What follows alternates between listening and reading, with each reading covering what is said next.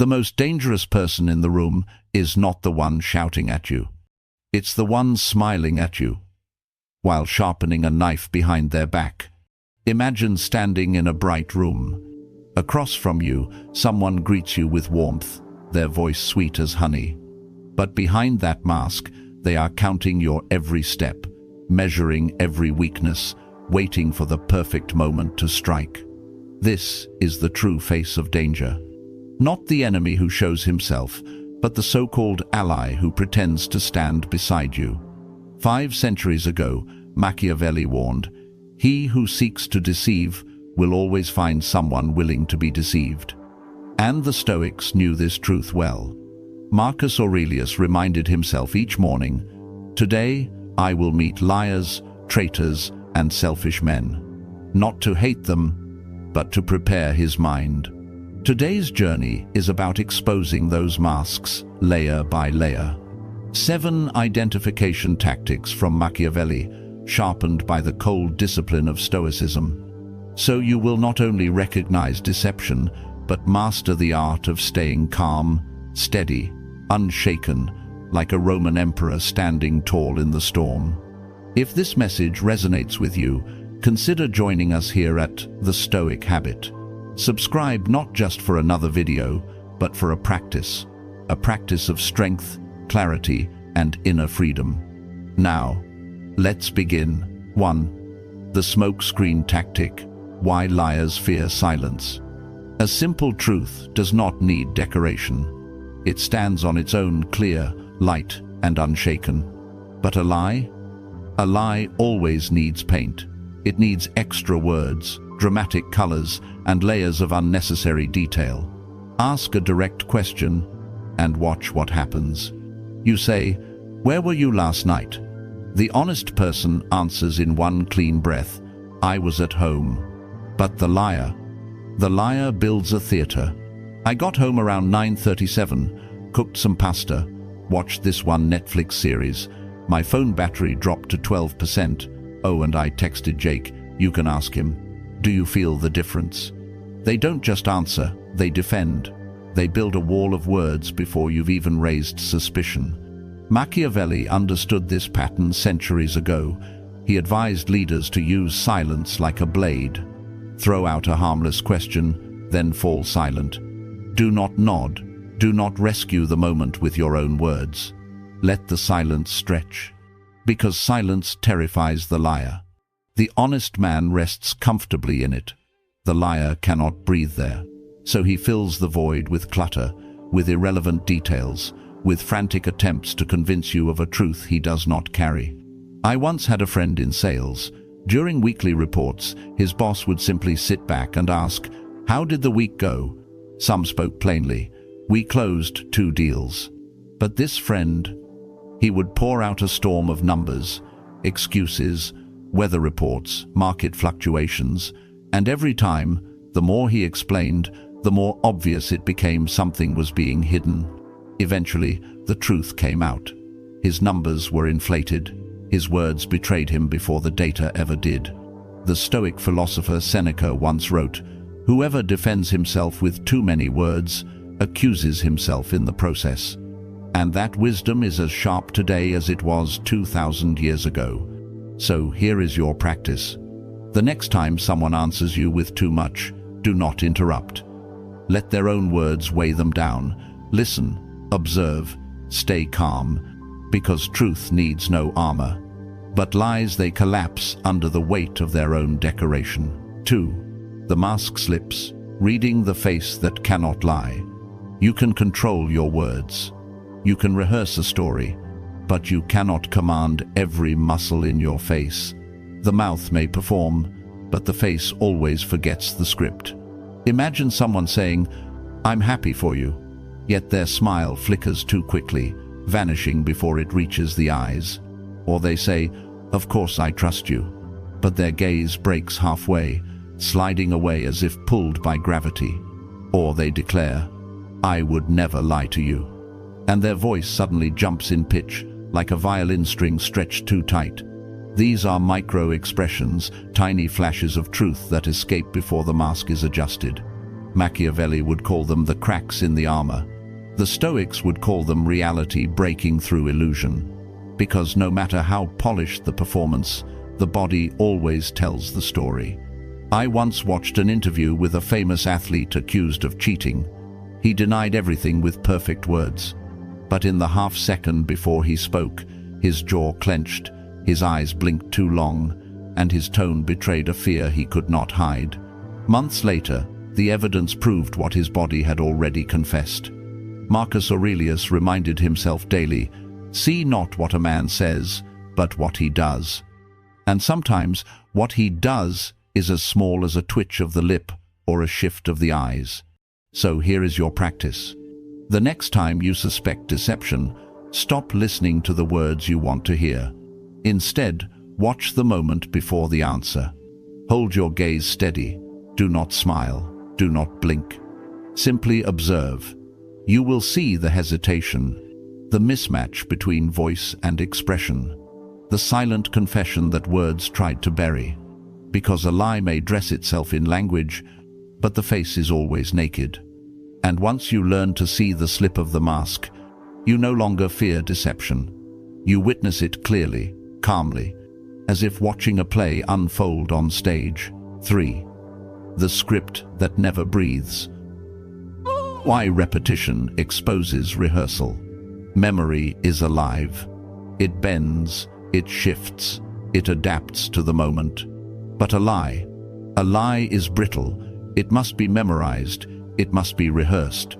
Ask someone about an event, and an honest person will tell you the same story in spirit, but never in the exact same words. They'll say, "I left the party early. It felt strange." Another time, they might say, "I walked out before midnight. The vibe was off." Same truth, different flavor. But a liar clings to one version, word for word, tone for tone, like pressing play on a recording. Because for them, consistency is survival. Machiavelli would see this not as strength, but as weakness disguised. Repetition is the footprint of rehearsal, and rehearsal betrays fear. I once tested this with a colleague. On Monday, I asked why he had missed a meeting. He said, "My car broke down on the way." On Wednesday, I asked again, casually, "So what happened that day?" He repeated the same phrase exactly, "My car broke down on the way." Same words, same rhythm, same excuse. It was no longer memory, it was a script. So here is the Stoic practice. Change the angle. Ask the question in reverse. What happened before the breakdown? Or shift the timeline. What time exactly did you call for help? The truth will flex, it still holds. But the lie collapses when the stage directions are lost. Seneca once said, "Truth is simple. Deception requires rehearsal." And this is the heart of it. The more someone fears contradiction, the more tightly they cling to their prepared lines. But in doing so, they reveal themselves. So the next time you sense someone performing, don't push. Simply observe. Ask again, later, with subtle differences. And let the silence measure their words. Because truth breathes. It lives. It moves like water. But lies, they suffocate inside their own repetition. And once you learn to hear the script that never breathes, you'll never mistake performance for reality again. 4. The verbal maze. How liars stumble when the path changes. An honest mind is fluid. It adapts, it adjusts, it bends without breaking. But a lying mind is rigid. It knows only the path it has rehearsed. Change the path and the performance collapses. This is the power of the verbal maze. You ask a question that seems harmless, yet it bends the conversation sideways. After you left the event, which road did you take home? The honest person doesn't think twice. They recall the turn, the streetlight, maybe even the song on the radio. But the liar freezes. Because which road was never written into the script. And when the road is missing, the mask begins to slip. I once saw this happen in a corporate investigation. An employee was questioned about a missing file. He said, "I dropped it off in the office after the meeting." Days later, he was casually asked, which office was it, on the second floor or the third? He hesitated, stammered, and tried to change the subject. "Why does that matter? I already told you I dropped it off." But in that stumble, the truth revealed itself. The story was never real. Machiavelli would smile at this. He knew, if you bend the stage, the actor breaks. And Stoicism gives us the discipline to do it without anger, without accusation, only observation. So here is your practice.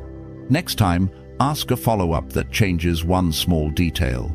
Not aggressively, not suspiciously, just casually. An honest person won't even notice. But a liar will feel the floor tilt beneath them. Marcus Aurelius wrote, "What stands with nature stands firm. What is forced soon crumbles." And deception is always forced. It cannot adapt to surprise, because surprise belongs to truth. So learn to bend the path. Shift the angle. Ask the unexpected. Because the truth is a city you can enter from any gate. But a lie is a dead-end street. Change the direction, and you will find the liar trapped in his own maze. 5. The reverse blade. Testing loyalty with a lie of your own. Sometimes the sharpest way to expose a liar is to become the one who plants the seed. Not a malicious seed, not a cruel deception, but a controlled test. A lie of your own. Machiavelli called this the fox's strategy, quiet, cunning, invisible. If you suspect someone cannot be trusted, do not accuse them. Instead, give them a piece of information that only they know. Something harmless but unique. Then wait. The truth is patient, and betrayal has no self-control. I once worked with a man who thrived on gossip, so I told him, casually, that I was considering moving to another city.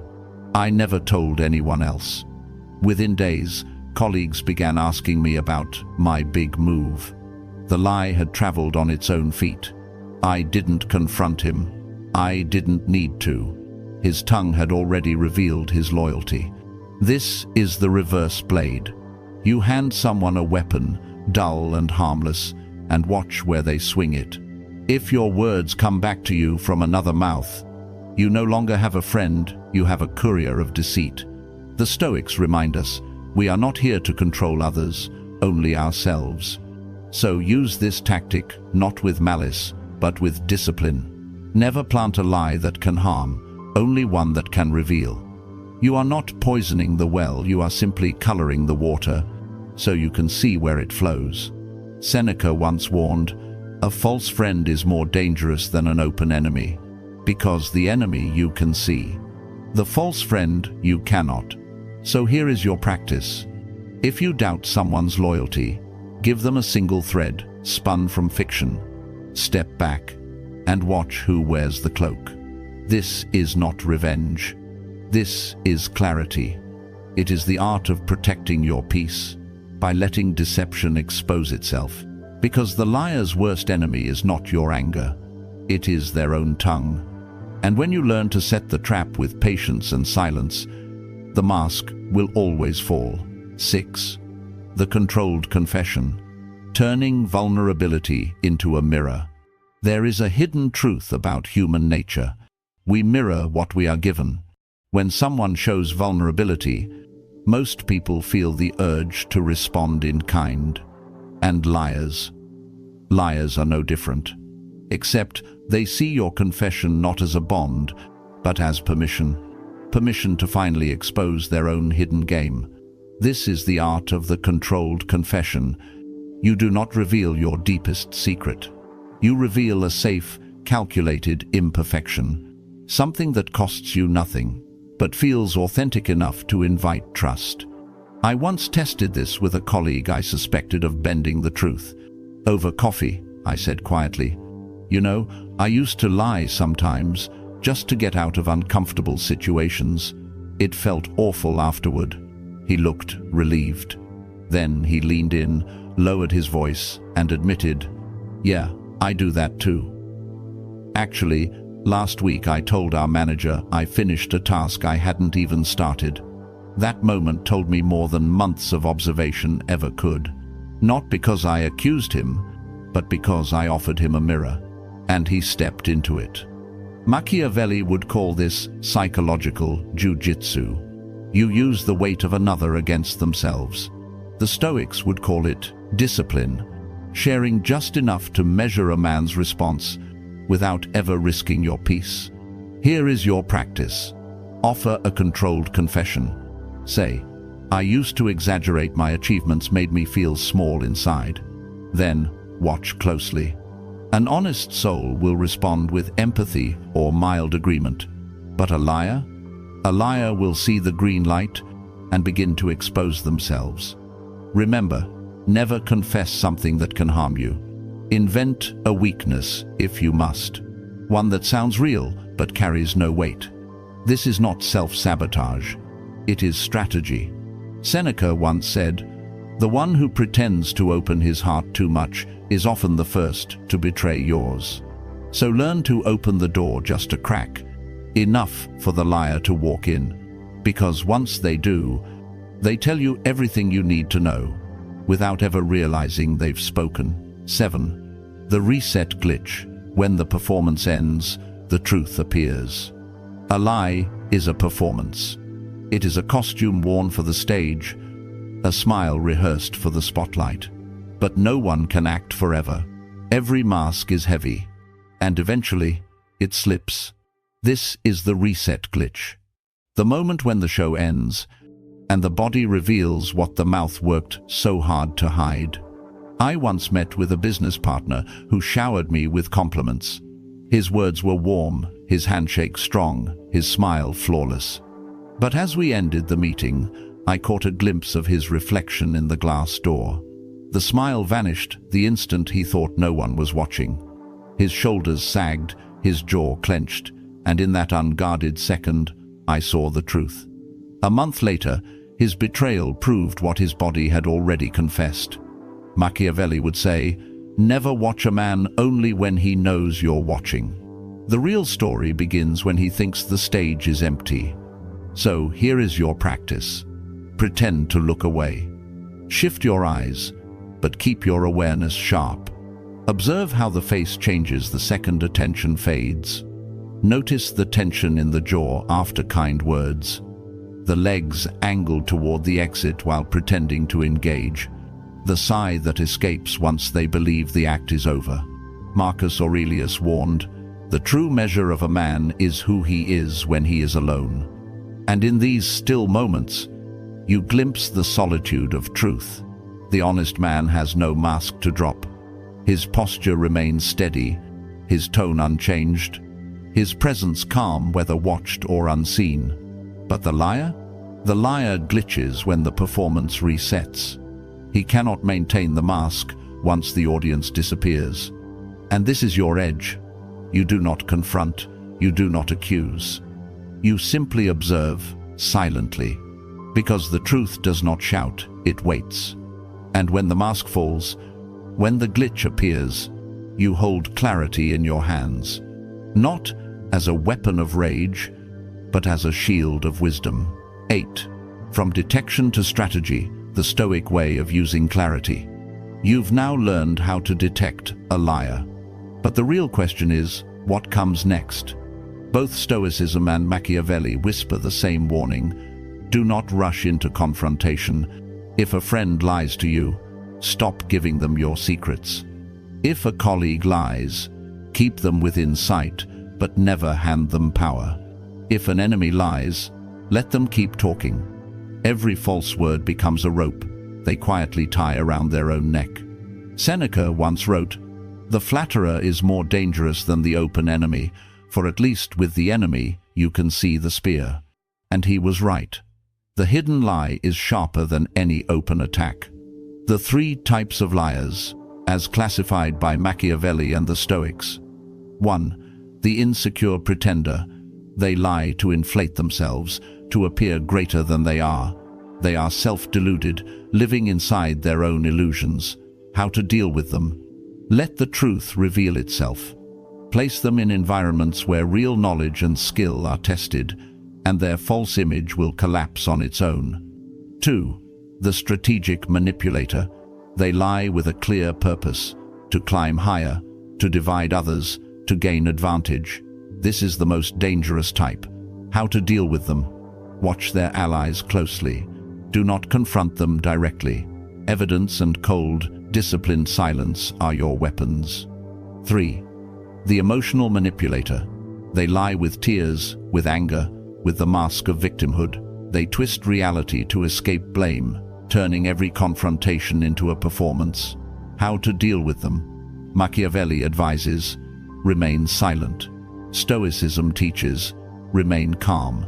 When you do not react, they lose their power. Conclusion. You don't need to shout, "You lied to me." All you need is a calm smile, a clear memory, and the patience to let them tangle themselves in their own web. Machiavelli warned, never interrupt your enemy when he is making a mistake.